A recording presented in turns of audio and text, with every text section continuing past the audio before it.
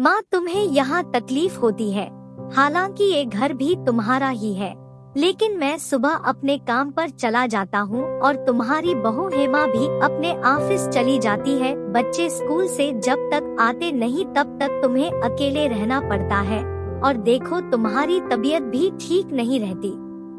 इसलिए मैंने सोचा है कि पास में एक हॉस्पिटल है, वहाँ तुम्हारे रहने का इंतजाम कर दूं। कुछ दिन में आप ठीक हो जाएगी तो फिर घर ले आएंगे। कमला देवी बेटे विवेक की बातें सुनकर चुपचाप शून्य ही जमीन की तरफ देखते हुए हामी में सिर हिला दिया। अगले दिन हमेशा की तरह बहू रानी शॉपिंग को निकल गई। लौटने पर नौकर से बोली, चाय नाश्ते का अच्छे से इंतजाम करो, आज किटी पार्टी है, मेरी कुछ सहेलियां आ रही है। इधर बहू किटी पार्टी में व्यस्त थी, खूब हाहा ही हो रहा था। उधर कमला देवी का दमा का इन्हेलर खत्म हो गया था। उसने विवेक को बताया नहीं था क्योंकि अभी एक हफ्ता ही हुआ था। उसको विवेक के घर आए हुए लगभग 1 महीना पहले कमला देवी के पति का देहांत हो गया था। तब वो अपने छोटे से शहर में रहती थी। पति के मौत के बाद बेटा उन्हें अपने साथ शहर ले आया था, जहां वह नौकरी करता था और अपनी बीवी बच्चों के साथ रहता था। लेकिन जब कमला देवी की सांस फूलने लगी तो न चाहकर भी उन्होंने बहू को आवाज लगाई। बहू की सहेलियों ने बताया कि तुम्हारी सास आवाज दे रही है। हेमा चेहरे पर झूठी मुस्कान सजाकर उठी और सास के कमरे में घुसते ही गुस्से में बोली, देखो आपको शहर के बारे में मालूम नहीं है, ऐसे किसी पार्टी के बीच में बुलाया नहीं जाता।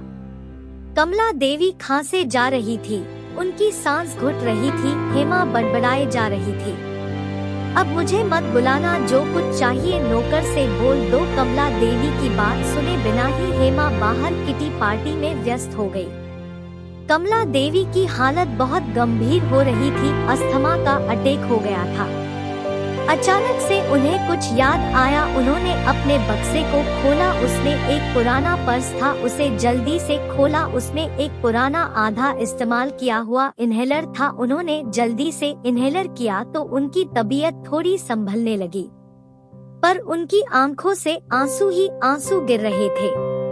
अपने बहू बेटे की निष्ठुरता पर नहीं, अपने पति को याद करके ये वही पर्स था जिसे उनके पति ने पिछले साल उपहार में लाकर दिया था। जब कमला देवी ने कहा था कि पर्स तो बहुत है मेरे पास, तो उनके पति ने कहा था, देखो तुम्हें दमा का रोग है और तुम अक्सर दवाई भूल जाती हो, कुछ दवाइयाँ और इन्हेलर की एक डिब्बी में इसमें रख देता हूँ, कभी भूल जाओ तो इसे निकाल लेना।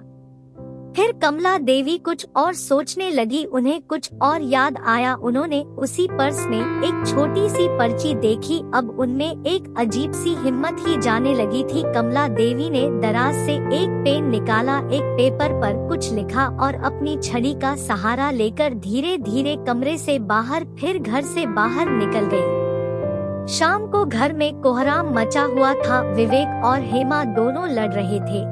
कारण यह था कि कमला देवी घर पर नहीं थी। परा अच्छा हुआ तुम्हारी माँ चली गई, कैसे रखती मैं उनको, मैं तो 1 हफ्ते में ही परेशान हो गई थी। विवेक बोला, अरे कुछ दिन तो ठीक से रख लेती, मुझे मकान के पेपर पर उनके साइन लेने थे। उसके बाद तो हॉस्पिटल के बहाने वृद्धाश्रम में रखने की बात कर ली थी, अब कहाँ ढूंढ पता नहीं कहाँ चली गई। तभी विवेक के फोन पर एक कॉल आती है। विवेक, हाँ बताइए। दूसरी तरफ से, सर हम वृद्धाश्रम से बोल रहे हैं। विवेक, आपको मेरा नंबर कहाँ से मिला, वैसे मैं आपसे मिलने वाला था। नहीं सर, आप जिन्हें पहुँचाना चाहते थे वो यहाँ आ गई है और उन्होंने कहा है कि आप जिस कागज को लेने यहाँ आएंगे वह उनके कमरे के दराज में है और उस पर साइन भी कर दिए हैं। यह कहकर फोन काट दिया गया। फोन रखकर प्रबंधक ने कमला देवी को बड़े सम्मान से देखा। कमला देवी बड़े शांत भाव से अपने कमरे के पलंग पर बैठी हुई थी। उन्होंने फिर से वो पर्ची अपने पर्स से निकाला और पढ़ने लगी, जिसमें उनके पति ने लिखा था कि ये तभी पढ़ना जब मैं न रहूं। तब कमला देवी ने कहा था कि तब तो मैं इस कागज को फाड़ देती हूँ, लेकिन उनके पति ने उनको ऐसा करने से मना कर दिया था। आज वही पर्चा उन्होंने पढ़ा जब उनके जान पर बन आई थी और उनको लग रहा था बची खुची जिंदगी कैसे कटेगी। उस कागज पर एक पता और एक नंबर था जो उसके पति के एक दोस्त का था और इसी शहर में रहते थे, जिन्हें कमला देवी ने आश्रम से बाहर निकलकर फोन किया।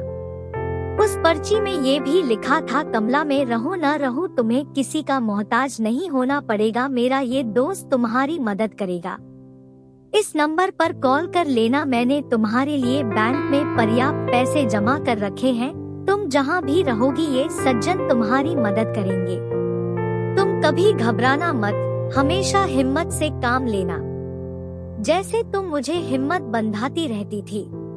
कमला देवी को याद आने लगा कि मजाक में ही सही पति को कितना ताने दिया करती थी कि कभी एक साड़ी लाकर नहीं दिया, कभी घुमाने फिराने लेकर नहीं जाते। आज कमला जी बहुत खुश थी और आसमानों की तरफ देखा कि दूर आसमानों के उनके पति मुस्कुरा रहे हैं, क्योंकि आज पति का ये उपहार न सिर्फ उसमें स्वाभिमान भर गया बल्कि उसका हृदय इस प्रार्थना से भर उठा कि धन्यवाद आपका और दुनिया का हर पति अपनी पत्नी को ऐसा एक उपहार अवश्य दे। ऐसे बच्चों पर शर्म आती है जिनको माँ बाप से कोई मतलब नहीं, बस उनकी जायदाद से मतलब होता और माँ बाप पर 1 रुपया खर्च करना वो बोझ समझते हैं। ऐसा नहीं होना चाहिए। माँ बाप के ऊपर तो हमें खुशी खुशी सब कुछ कुर्बान कर देना चाहिए। तो दोस्तों, उम्मीद है कि आपको ये कहानी जरूर पसंद आई होगी और आपकी इस पर क्या राय है कमेंट करके जरूर बताएं और वीडियो को लाइक शेयर जरूर करें और चैनल को सब्सक्राइब करें। तब तक के लिए राधे राधे।